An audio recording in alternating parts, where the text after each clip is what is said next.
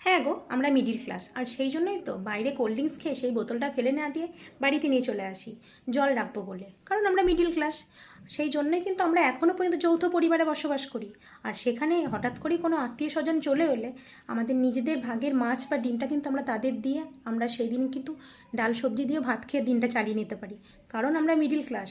আবার আমাদের পরিবারে দাদা দিদিদের জামা কাপড় যখন ছোট হয়ে যায় তখন কিন্তু আমরা ভাই বোনেরা সেই জামা কাপড় পরেও কিন্তু দিনগুলো, মাসগুলো, বছরগুলো কাটিয়ে দিই, কারণ আমরা মিডল ক্লাস। আবার আমাদের জামাকাপড় ছোটো হওয়ার পরেও কিন্তু সেই জামাকাপড় ফেলে না দিয়ে আমরা ঘর মোছা বা মোছামুছির ধুলো মোছামুছির কাজে ব্যবহার করে নিই, কারণ আমরা মিডল ক্লাস। আবার তোমরা, এটা কিন্তু আমাদের কথা না বা আমার কথা না, তোমরাই বলো। যখন কোনো মধ্যবিত্ত পরিবার থেকে লোকজন বাইরে বেরোয় তোমরা কিন্তু তাদের আঙুল দেখিয়ে বলো, ওই দেখ মিডল ক্লাস ফ্যামিলি থেকে লোকজন যাচ্ছে। কেন গো, মিডল ক্লাস বলে কি তারা মানুষ নয়? মিডল ক্লাস বলেই কিন্তু তারা যে কোনো পরিস্থিতিতে মানিয়ে নিতে পারে।